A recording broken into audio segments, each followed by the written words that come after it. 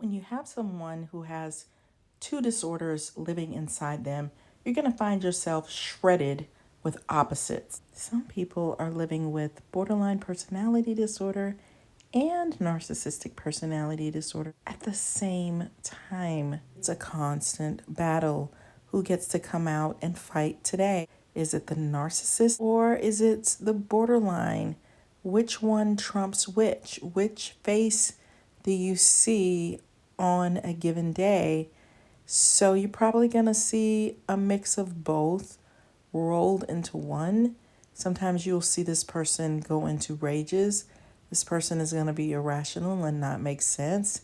This person is going to want to lead and be a boss, but their real motive for doing that is to have more people at their disposal so that they have more choices of people to attach to, because the borderline in them really is looking to be deeply rescued, need to be saved desperately. That bond, that connection, where is it? It never happened. I think I found one person on the shelf that I can use and take advantage of and connect with. Can you imagine? They are ill equipped to boss anyone, to lead anyone. Would you let a 2-year-old run your company?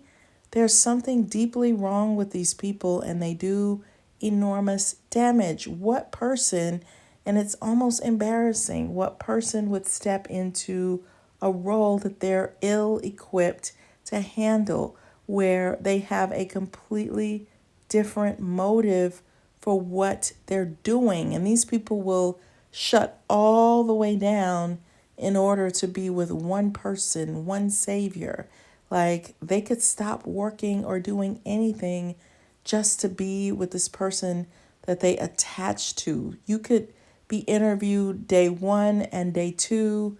They're constantly coming to get you for something, or they're fighting you for something. So here's where the love and the hate comes in. It's this constant polar opposite thing. And if you are the person that they're targeting, it's like black and white. It's like being pulled up and down, left to right at the same time. It stretches you in a direction that you really can't handle.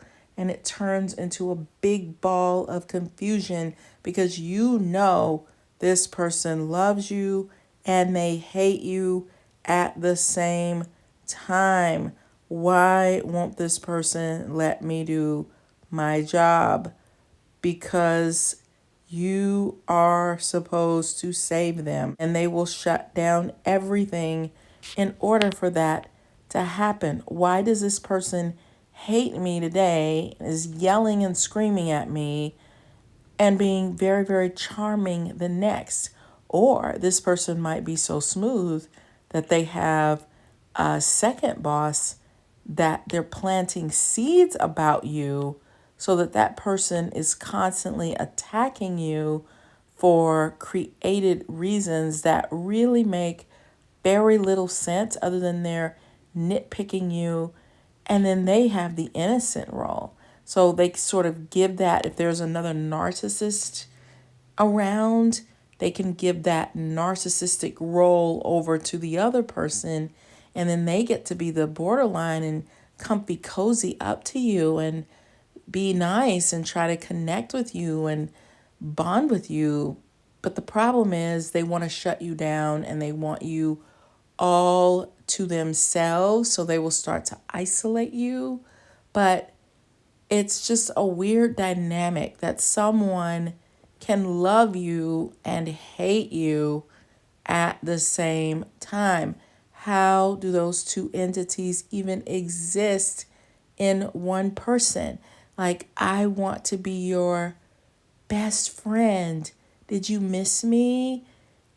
And I'm stabbing you in the back at the exact same time because one part of me wants to keep you close and the other part of me wants to isolate you from everyone. The borderline in me recognizes you as a normal, whole person that can save me But the narcissist hates that empathetic part of you. They can't stand it. It's everything that they are not, which is compassionate, caring. They are allergic to too much empathy or care for another person. You recognize very quickly that this person doesn't care anything about you. They only care about their own needs getting met. It's very one sided. And so they're going to cut off part of you that you need or that you're there to do. They're going to shut that piece down. If it doesn't benefit them, they don't care if it benefits the rest of the organization. They don't care if you have problems because you can't fulfill your duties as long as you're fulfilling theirs. But that's besides the point. We're focused on them loving you and hating you, that splitting thing, that black and white thing. They could think you are the perfect person and still be doing very hurtful things to you. If this person is married to you, then you're gonna get this person that goes along with things that they can handle. Like, oh, you wanted to go to the store or to go shopping. Okay, I can handle that. But when it comes to taking care of things around the house, you might find yourself doing everything because this person needs to be the king or the queen and they don't have enough security in themselves or confidence in themselves to get certain things done, which will make them hate you even more, make them sabotage you even more, which means you are sabotaging their life as well because certain things that you feel like these are things that really need to be done around the house to make these things function, you're going to find this person sabotaging many of those things, keeping you from getting important tasks done because it triggers their insecurity because you look confident. You look like you know what you're doing. I can't allow you to feel confident because that's in my face and makes me feel lacking in confidence. So it's like, I love you when you're doing things for me. I hate you when you're doing things that make me feel incompetent because deep down inside, I feel very worthless. You're gonna feel isolated sometimes. Like they may not want you to get your outside needs met because they might feel like, where are you going? Are you coming back?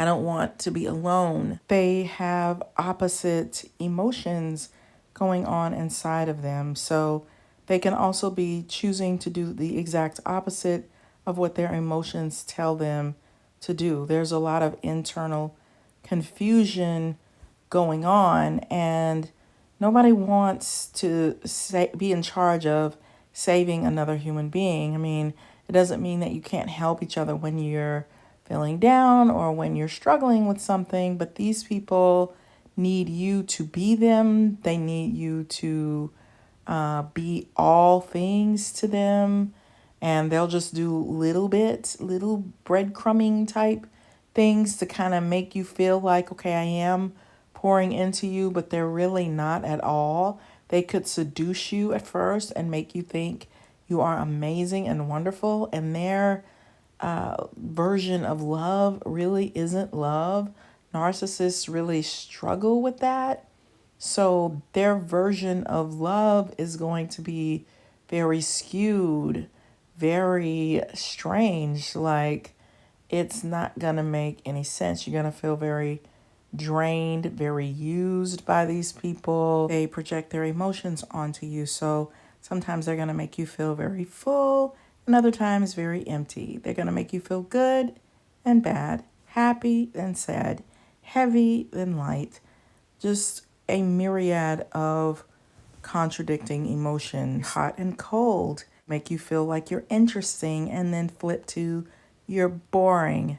You're going to feel a few highs and a lot of lows. Going to charm you, then reject you, make you feel strong, maybe occasionally, but most of the times you're going to feel weak, warm, then cool. They might smooth talk you 1 minute and be very rough the next. You might have a moment of feeling safe around the person, but then your mind starts thinking, is this person dangerous? Being with somebody with these internal personality disorders that are constantly boxing them, in order to be with this person, it's going to feel very toxic. A toxic person is anyone whose behavior adds negativity and upset to your life. Many times, people who are toxic are dealing with their own stresses and traumas. And in order to cope with all of that, they act in ways that don't present them in the best light and usually upset others along the way. And that's what you're dealing with when you have a comorbid disorder and you're having to make sense of what behaviors that are not normal. But your mind can start to make you feel like they're normal because you're trying to cope and accept this person. This person, whether they're in your personal life or your professional life, is annoying. And that makes you feel angry and impatient. These people can be uplifting and crushing at the same time. This person is trying to manipulate you. That's where the delightful person comes in, pleasing and with little surprises. And yes, I'll help you. And oh, this person is going to save me. So I'm going to pour into them. Now, with this combination of NARC and BPD, you're probably going to get a lot of stinginess, a lot of take, give to me, give to me, give to me. Whereas some plain old narcissists will lavish you with extreme gifts, or they know that you're mad and they might lose you. They're going to just pour it all on. What do you want? Here's some jewelry. I made you a cake. They're going to do whatever they have to do tangibly to reel you back in because that's all they really have. The internal stuff is messed up and somewhat broken. So with that mix of person, you're going to be rarely thanked, rarely complimented. They're going to hold back, going to feel smothered a lot, and not in a loving way, but in a get away from me kind of way. May feel better when you have space away from them, like, okay, now I can think, now I can relax, now I can make sense of some things, but they're not going to give you that much space to do that. And you might also feel a little panicky when they're not around because you're so used to being controlled and dominated and forced into a way of thinking and a way of acting, which is you suppress your needs and give me mine. So fulfilling, suppressing, they're going to make you do both. You're going to fulfill them and you're going to suppress what's within yourself, your own needs and your own wants, for the sake of this person's highly dysfunctional way of living. They are opposites. And in order to survive them, you have to sort of clamp on to some opposites in order to survive it. You might pretend to be happy when you're really feeling sad, because if they know that you're sad or you're mad, they're going to react to that. And so you find yourself playing this game in order to make it around this person who is splitting all the time between I love you, I hate you, I can't stand you. And if you dare confront them on their opposite way of thinking and doing things, their polar contradictions, they're not going to know what you're talking about because their psyche has a way to protect them. You're the bad one. So they're projecting all of their junk onto you. So do you play confident or dumb? Do you play smart or do you play coy? Do you pretend to be happy or sad? Or do you take charge or do you pretend like you're weak? Either of those opposites can get you pulverized and attacked depending on the mood of your narc borderline. So it's like, which risk do you take? They want you to be competent and take care of them and do great things and look good and make them look good. But then you making them look good shines a light on what they're not good at and how they're not capable of doing the same thing for you. So then they want to yank you backwards, drag you down, push you under. So it's like being in a tangled web, a big giant spider web with all this sticky little traps that you're trying to navigate through instead of just simply living. They're going to be deeply disappointed and mad at you when they find out that you can't save them, that mommy or daddy bond was broken a long time ago. That time has passed.